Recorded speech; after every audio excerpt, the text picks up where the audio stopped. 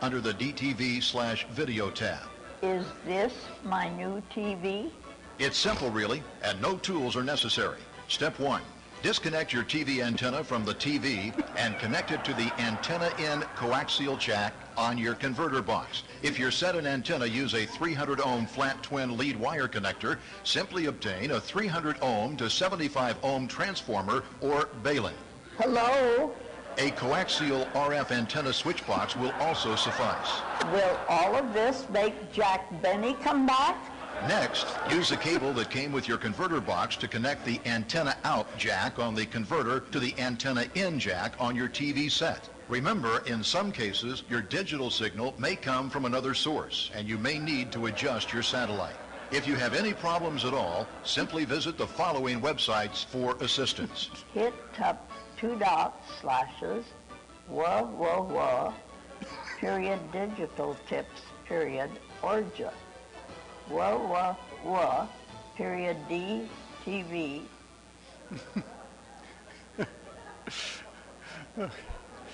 Good.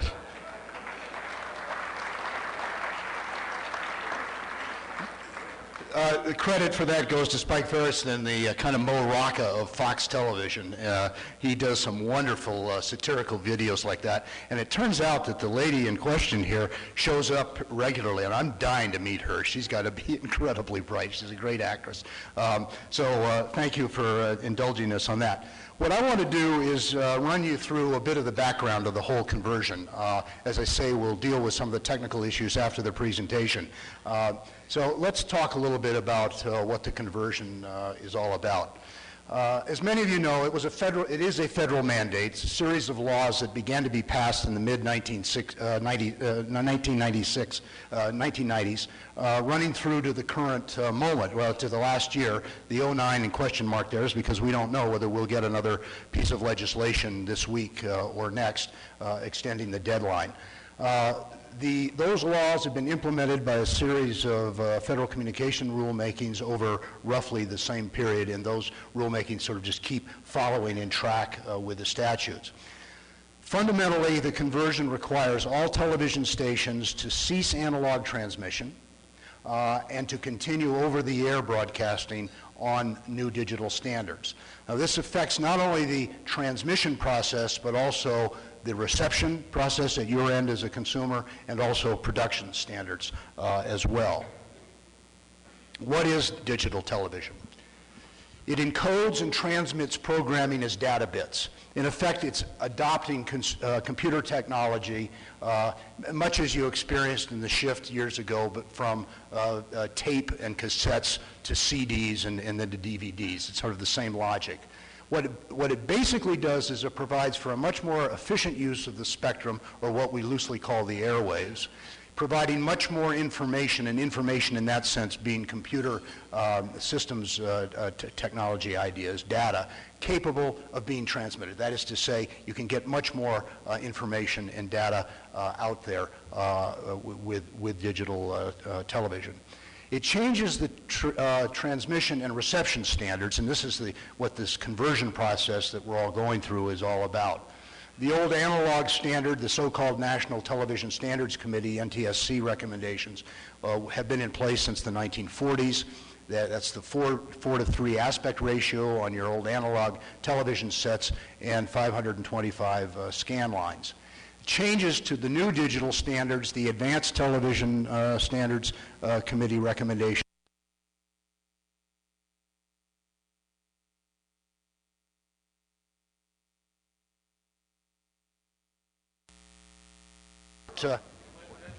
What's that?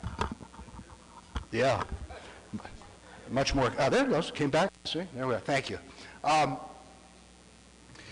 The 16:9 aspect ratio of the newer high-def sets and up to 1,080 scan lines, twice as many lines as there were in the old analog sets.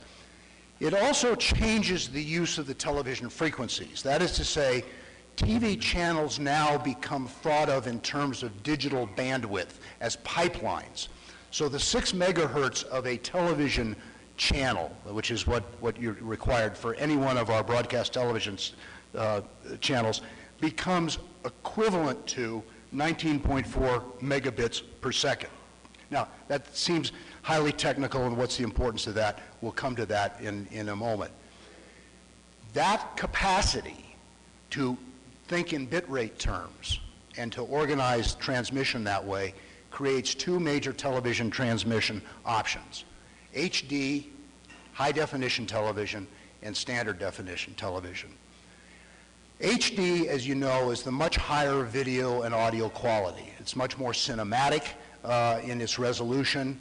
It uses all of the 1,080 lines, and it uses a large share of the bandwidth for each television station's channel. Engineers will argue about this, but a kind of rule of thumb is 10 to 12 megabits per second of the bandwidth that's necessary. Standard definition, by contrast, is also higher video and audio quality, but less so than HD. It uses 720 lines, which occupy about 4 to 5 megabits per second each. Those of you who have 720 line sets know that it's very, very high quality and far superior to the analog sets that we still own. This opportunity, HD versus SD, creates some choices for the broadcasters. One 19.4 megabit television channel can provide one high-definition primary video signal plus 1 to 2 standard definition streams, or 4 to 5 or more standard definition streams. And with the compression technologies that are going forward, and depending on what the content is, some of the engineers feel you can really push that number well beyond 5, and that will continue to happen as we go along. So you've got this opportunity for high def on the one hand, multi-streams on the other hand, or some mixing and matching. Now, why was the mandate adopted? What was behind all of this? The surface level explanations are pretty well publicized.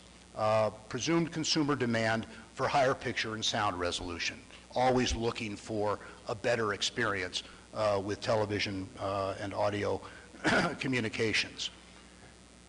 Also, a lot of pressure on the very spectrum area that television occupies in the VHF and UHF channels for use in new digital wireless broadband uses. The telephone companies particularly were very, very interested in being able to access those frequencies. It's beachfront property. It's great real estate for all kinds of uses, not just broadcast television. So there was a lot of pressure to get some of those frequencies and put them to other uses. Behind the scenes, of course, as always, there were several other things going on. There was a tremendous struggle going on internationally, competition in electronic manufacturing. You may remember back in the mid-1980s, who was the dominant influence in electronic consumer manufacturing, cameras and so on? Sony, the Japanese. They were eating our lunch, pardon the pun, and those of the Europeans as well, too. So the U.S. manufacturers, political leaders, business leaders, all kinds, very concerned about that, and knew, of course, that the Europeans wouldn't sit quietly either as new advanced television technology came available.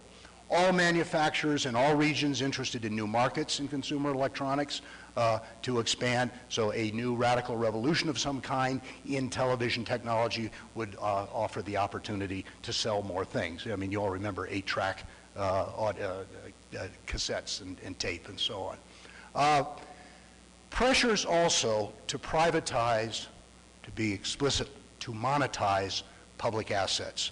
A major philosophy that began to develop in the 1980s and throughout the 1990s, the notion of selling the spectrum to private interests. I won't get into the arguments about that, but it was a fundamental ideological underpinning of what was going on in the digital conversion.